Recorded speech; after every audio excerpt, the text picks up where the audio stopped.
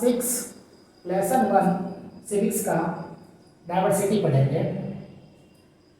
Firstly हम लोग समझते हैं कि डाइवर्सिटी होता क्या है। डाइवर्सिटी का मतलब होता है विविधता। जैसे कि हमारा भारत है, यहाँ पे अनेक धर्म के लोग, अनेक जाति के लोग, बहुत सारी विविधताएं हैं। खाने की विविधताएं हैं, हमारा लैंडफॉर्म की बहुत सारी विविधता है। नॉर्थ में जाते हैं हिमालय है, और साउथ में जाते हैं तो आपका कोस्टल रीजन है। तो फर्स्टली हम लोग यहाँ से स्टार्ट करते हैं understanding diversity. The aspect of being different from one another is termed as diversity. इसको हम ऐसे एग्जाम्पल से समझते हैं कि जैसे एक ही जगह पे एक मोहल्ला है या एक कॉलोनी है, वहाँ पर अलग अलग जगहों के व्यक्ति आकर, चाहे वो इस्लाम से रिलेटेड हो, चाहे वह बुद्धिज्म से हो, चाहे वो जैनिज्म से हो, चाहे वो हिंदुज्म से हो, सभी लोग आकर एक जगह रहते हैं। एक जगह रहने के साथ साथ वो सभी अपने अपने त्यौहार मनाते हैं, सभी अपना पहनावा अलग अलग सबका होता है। तो ये सारे चीज़ों को जो हम देखते हैं तो हम इसे ही कहते हैं डाइवर्सिटी। अब डाइवर्सिटी को हम वे ऑफ लाइफ के माध्यम से समझते हैं कि diversity a way of life. Each human being is different from as each has a different set of skills and interest. अब जैसे कि हम सोसाइटी में देखते हैं तो अलग अलग लोगों का क्या होता है, अलग अलग किन्हीं का कोई जॉब है, कोई कपड़े धोने का काम करते हैं, कोई टीचिंग का काम करते हैं, कोई डॉक्टर है, कोई इंजीनियर है, कोई आर्किटेक्ट है। तो सभी का क्या होता है, कुछ लोगों की पसंद होती है कि हम यही जॉब को चुनेंगे या मेरा यही काम मुझे अच्छा लगता है। तो हर व्यक्ति का स्किल्स और इंटरेस्ट अलग अलग होता है। तो ये क्या हो गया, diversity a way of life. Second हम देखते हैं India land of great diversity. तो भारत माना जाता है कि पूरी दुनिया में एक ऐसा देश है जहाँ पर सभी धर्म के लोग, almost every religions people present in India. India is known as a nation having unity in diversity. अब ऐसा क्यों कहा जाता है कि भारत ही ऐसा एक देश है जहां पर यूनिटी इन डाइवर्सिटी यानी विविधता में भी एकता है। इसका रीजन यह है कि सभी अलग अलग धर्म के हैं, सभी अलग जाति के हैं, सभी लोगों का बोली, सभी लोगों का पहनावा, खान पान सब अलग है, लेकिन सबको एक यूनाइट क्या करता है, इंडिया, भारत।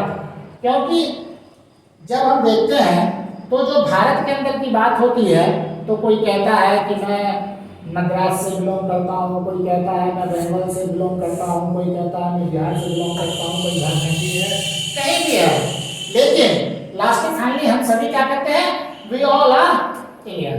हम सभी क्या है, भारतीय हैं। तो इसीलिए भारत को यूनिटी इन डाइवर्सिटी के नाम से जाना जाता है। ये पूरे दुनिया में, पूरी दुनिया का एक ही मात्र ऐसा देश है जहाँ पे भी आपको विविधता में एकता मिलेगी, और कहीं पे ऐसा नहीं है। आप किसी भी दुनिया के किसी भी देश को देख लो तो कहीं पे आपको या तो बुद्धिज्म ही मिलेगा, कहीं चले जाओगे तो आपको सिर्फ इस्लाम ही मिलेगा, कहीं चले जाओ आप, जैसे आपके बगल में नेपाल है तो वहाँ पे सिर्फ हिंदू ही ज़्यादा है। लेकिन अपने यहाँ अगर देखते हैं तो क्या है, सारे धर्म हैं, चाहे क्रिश्चियनिटी हो, बुद्धिज्म हो, जैनिज्म हो, जोरथिज्म हो, पारसी हो, सारे धर्म के लोग यहाँ मिलते हैं। तो इसीलिए इंडिया को क्या कहा जाता है, lands of great diversity. Next देखते हैं, अब हम भारत की जो डाइवर्सिटी हो वो समझने की कोशिश करते हैं कि कैसे कितनी सारी विविधताएं हैं भारत के अंदर में। तो पहले तो क्या है, लिंग्विस्टिक डाइवर्सिटी। लिंग्विस्टिक का मतलब होता है भाषा, यानी भाषा से रिलेटेड, यानी कि भाषा में कितनी विविधता है इसको यहाँ समझेंगे। India has a diverse list of spoken languages. ये सभी को मालूम है कि भारत में भाषा की तो बहुत ज़्यादा विविधता है, इतनी पूरी दुनिया में कहीं नहीं है। At least 800 languages and 200 dialects have been identified। लगभग 800 भाषाएं और 200 बोली बोली जाने वाली।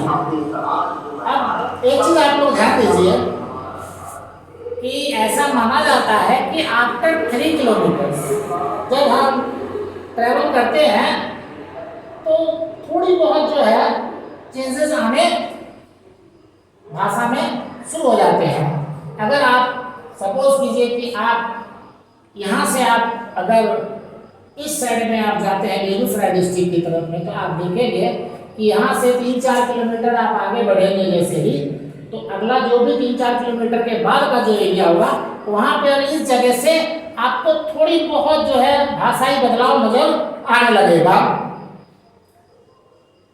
ऑफ दिस, अब इतनी सारी भाषाएं हैं तो इतनी सारी भाषाओं को तो मान्यता देना मुश्किल था, फिर भी लगभग 22 languages have been recognized by the Constitution of India। तो भारतीय संविधान में 22 भाषाओं को मान्यता दी गई है, यानी कि ये 22 संवैधानिक भाषाएं हैं। नेक्स्ट में आते हैं, देखते हैं रिलीजियस डाइवर्सिटी। तो पहले अभी हमने भाषा की विविधता देखी, अब देखते हैं धार्मिक विविधता। India is probably the only nation in the world to have such a wide variety of religion, Hinduism, Buddhism, Sikhism, Islam, Jainism, etc। तो पहले मैंने आपको बताया कि भारत ही एक ऐसा देश है जहां पे कि सभी धर्म के लोग यहाँ खुशहाली से रहते हैं। यहाँ पर किसी के साथ कोई भेदभाव नहीं है। क्लियरली यहाँ पर कॉन्स्टिट्यूशन में दिया हुआ है कि कोई भी धर्म का मानने वाला व्यक्ति यहाँ पर स्वतंत्र है, उसे कोई भी धर्म मानने की आज़ादी है, उसे अपने तरीके से पूजा पाठ करने की आज़ादी है। कोई किसी भी धर्म से किसी भी धर्म को मान सकता है, लेकिन ऐसा आपको दुनिया में और कहीं किसी दूसरे देश में नहीं दिखेगा। नेक्स्ट आते हैं diversity in food and festival. तो फूड का अगर एग्जांपल देखें तो आप अगली क्लास में पढ़ चुके हैं इसके बारे में कि बंगाल के लोग क्या खाना पसंद करते हैं, हमारे यहाँ क्या खाना लोग पसंद करते हैं, मुंबई के लोग क्या खाना पसंद करते हैं, यूपी के लोग खाना क्या पसंद करते हैं, राजस्थान के लोग, यानी कि जितने भी हमारे जो स्टेट्स हैं भारत के अंदर में, उन सब जगह सबकी अपनी अपनी खाना पकाने की भी अलग अलग विविधता है। सब अब चावल को ही, अगर चावल है तो चावल तो ऑल ओवर इंडिया खाया जाता है, इंडिया के ऑल ओवर द वर्ल्ड खाया जाता है, लेकिन उसको तैयार करने का तरीका अलग अलग होता है। Every region has its own food preparation, यानी हर क्षेत्र में भोजन पकाने की कला अलग अलग हो सकती है। अगर एक फिश ही बनाने की बात हो तो वो फिश बंगाल में बनाने का तरीका अलग हो सकता है, वो साउथ में बनाने का तरीका अलग हो सकता है, वो मुंबई में बनाने का अलग तरीका हो सकता है, वो राजस्थान में यूपी में बनाने का तरीका अलग हो सकता है। And celebrate their festivals according to their local customs and rituals. अब आते हैं त्योहारों पे।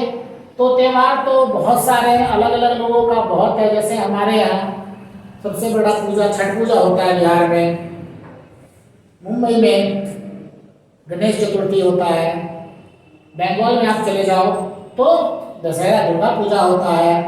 तो ये सबका अपना अपना तरीका, अपना अपना ढंग होता है पूजा करने का। अब गणेश जी की पूजा वहाँ भी होती है, तो जैसे महाराष्ट्र में मनाया जाता है वैसे हमारे यहाँ मनाई जाती है। तो हमारे यहाँ पूजा तो होता है, लेकिन उतने ज़्यादा जैसे गणेश चतुर्थी 10 दिन 11 दिन वो लोग रखते हैं, वैसे हम लोग यहाँ पर जब दशहरा होता है तो 9 दिन 10 दिन पूजा हमारे घर पे होती है। तो ये जितने भी स्टेट्स हैं, सब स्टेट्स के अलग अलग तरीके हैं, सबका अपना अपना रिचुअल्स है, सबका अपना अपना कस्टम्स है, अपने तरीके से वह पूजा पाठ करते हैं। 4th नंबर में देखिए geographical and cultural diversity.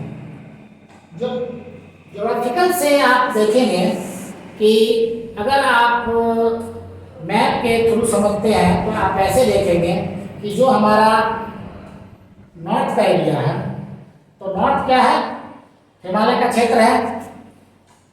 South क्या है, हमारा कोस्टल रीजन है। जब हम मैप में देखते हैं तो जो लोअर पार्ट, नीचे वाला पार्ट है, उसमें क्या देखते हैं, 3 साइड से पानी से घिरा हुआ है, जिसको हम लोग पेनिनसुलर कहते हैं। उसके बाद एक तरफ पार्ट पे जाते हैं जब हम नॉर्थ की साइड में, तो उसका क्या है, हिमालय नॉर्थ और आपका ईस्ट, ये दोनों पार्ट क्या है, हिमालय से घिरा हुआ है। अगर आप इधर चले जाओ, 7 सिस्टर्स, मिजोरम, अरुणाचल प्रदेश, सिक्किम, इस सब से होते हुए आप ये जो नॉर्थ वाला एरिया है, हिमालय उत्तराखंड तक, ये सब क्या है, ये सारा हिमालय क्षेत्र है। तो यहाँ की विविधता आप देख ही रहे हो, ये पहाड़ी क्षेत्र है। उसके बाद जब हम वेस्ट की तरफ देखते हैं तो आप वेस्ट की तरफ आपके मन में ही आ जाएगा राजस्थान, गुजरात का कच्छ, तो ये सारे क्षेत्र क्या है, ये वेस्ट में पड़ते हैं। फिर साउथ का कोस्टल रीजन। तो ये सारी, एक हमारे देश में इतनी सारी विविधताएं हैं। कहीं का मौसम बहुत ज़्यादा ठंडा है, अगर आप देखो तो क्लाइमेट में भी बहुत सारा चेंजेस है। अगर हम कंपेयर करें राजस्थान से, हम कंपेयर करें शिमला को, तो कैसा फील होगा, एक जगह का कैसा है, एक जगह का कैसा है। तो एक ही देश में मतलब ऋतुओं में भी बहुत सारी वैरायटी है, अलग अलग बदलाव है। कहीं पर न ज़्यादा ठंड पड़ती है, जैसे मॉडरेट क्लाइमेट है आपका जो भी कोस्टल रीजन है, वहाँ ना तो ज़्यादा अत्यधिक ठंड पड़ती है, ना ज़्यादा गर्मी पड़ती है। और जो नॉर्थ का जो प्लेन मैदान है, यहाँ पर ठंडी भी ज़्यादा पड़ती है और गर्मी भी ज़्यादा पड़ती है। तो यहाँ तक हमने देखा डाइवर्सिटी। अब एक लास्ट हम देखते हैं जिसको हम थोड़ा अच्छे समझने की कोशिश करते हैं, वो है यूनिटी इन डाइवर्सिटी। आखिर ये जो फ्रेज है, ये किन्होंने इसको गढ़ा, किनका इजाद किया हुआ है, किन्होंने इस वर्ड को सबसे पहले यूज किया? तो ये थे हमारे first prime minister Pandit Jawaharlal Nehru, जिन्होंने इसको भारत को डिस्क्राइब कैसे किया वो आप देखिए। India as a geographical and economic entity, यानी कि इसमें बहुत ज्यादा आर्थिक और भौतिक दोनों बदलाव बहुत ज्यादा है। फिर हम देखते हैं कल्चरल यूनिटी एमिड डाइवर्सिटी, और सबकी संस्कृति के भी बहुत ज्यादा सब में अंतर है। ए bundle of contradiction held together by strong invisible thread। तो जैसे ही कि आप जानते हैं कि जहां पे अलग अलग समुदाय के लोग रहेंगे, अलग अलग धर्म के लोग रहेंगे, तो वहां पे कॉन्ट्राडिक्शन बनना तो स्वाभाविक है। लेकिन इन सब के होते हुए भी एक ऐसा धागा है, इनविजिबल का मतलब हुआ अनदेखा, जो कि दिखता नहीं है, वो ऐसा है जिसमें सबको, इतने सारे कॉन्ट्राडिक्शन को भी सबको एक अदृश्य मजबूत धागे में सभी को अपने में बांधे हुए हैं। यानी कि लास्टली हम लोग क्या होते हैं कि हम सभी भारतीय हैं। तो इससे ये हमें समझ में आता है कि भारत ही पूरी दुनिया में इकलौता ऐसा देश है जहाँ पर यूनिटी इन डाइवर्सिटी है। ओके, नेक्स्ट लेसन में हम आगे पढ़ेंगे।